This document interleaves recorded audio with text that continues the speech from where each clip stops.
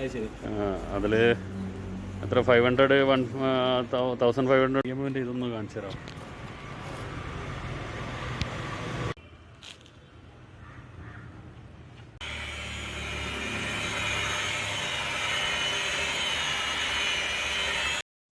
Hello കൂട്ടുകാരെ, എല്ലാവർക്കും ഉപകാരപ്പെടുന്ന ഒരു വീഡിയോ ആണ് ഇന്നത്തേത്. പല്ലിൽ മഞ്ഞക്കറ വരുന്നത് പോലെ ഹെഡ്ലൈറ്റിലൊക്കെ വരുന്ന ഒരു പ്രശ്നമാണ് യെല്ലോ ഷെയ്ഡ്. കാരണം വെയിലും മഴയും ഒക്കെ കണ്ടു കിടക്കുന്ന വണ്ടികൾക്ക് കണ്ടുവരുന്ന ഒരു പ്രശ്നമാണിത്. അപ്പോൾ ഇതെങ്ങനെ ക്ലീൻ ചെയ്യാം എന്നുള്ളതാണ് ഇന്നത്തെ വീഡിയോ. ലേക്ക് റോൾ ഷാമ്പു ആണ് അതിനുവേണ്ടി നമ്മൾ ആദ്യമായിട്ട് ഉപയോഗിക്കുന്നത്. ഇത് പ്രൊഫഷണലായിട്ട് ചെയ്യുന്ന ആൾക്കാരാണ് ഇതിപ്പോൾ റെഡിയാക്കിക്കൊണ്ടിരിക്കുന്നുണ്ടല്ലോ. ചേട്ടനാണെങ്കിൽ ലേക്ക് റോൾ ഷാമ്പു ഉപയോഗിച്ച് വാഹനത്തിൻ്റെ നമ്മുടെ വണ്ടിയുടെ ഹെഡ്ലൈറ്റ് നന്നായിട്ട് കഴുകിയെടുക്കുകയാണ് കേട്ടോ. നമ്മുടെ വണ്ടി എന്ന് പറയുന്നത് മാരുതി റിറ്റ്സ് ആണ്. ഇപ്പോൾ നിലവിൽ ആ വാഹനമില്ല. 1.2 ലിറ്റർ എൻജിൻ തന്നെ, അതായത് സ്വിഫ്റ്റിലൊക്കെ വരുന്ന എൻജിൻ തന്നെയുള്ള ഒരു നല്ല പവർഫുൾ വണ്ടിയാണ്. പക്ഷേ ഇപ്പോൾ നിലവിൽ നമുക്ക് വാഹനം പുതിയത് ലഭ്യമല്ല. ഇത് മാരുതിയുടെ വാഹനമാണ്.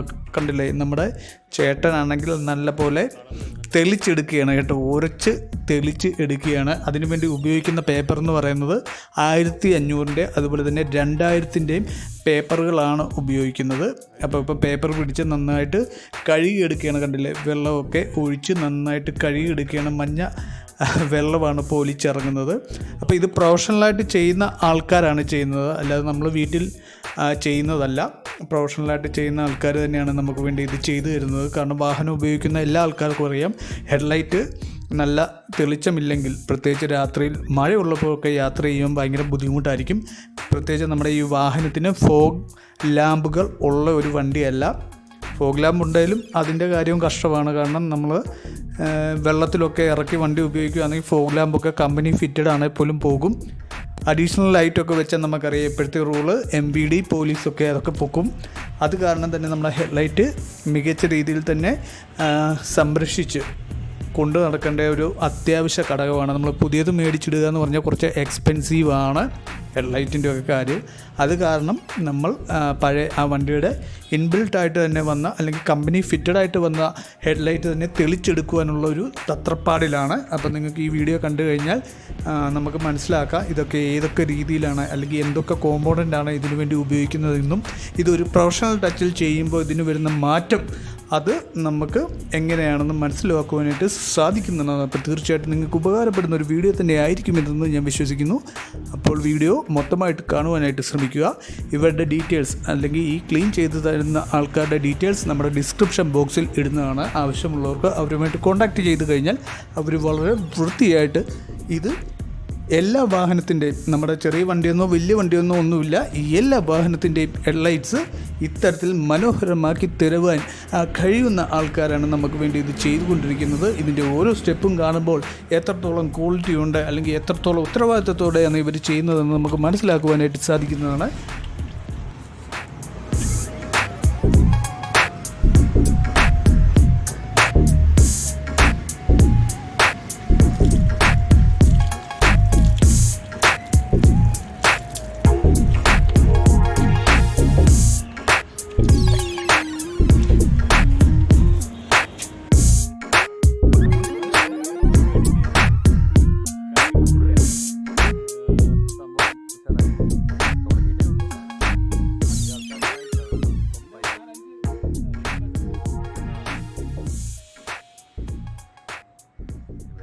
ഒരു 3000 പേരോളം ഉണ്ടെന്ന് തോന്നുന്നു.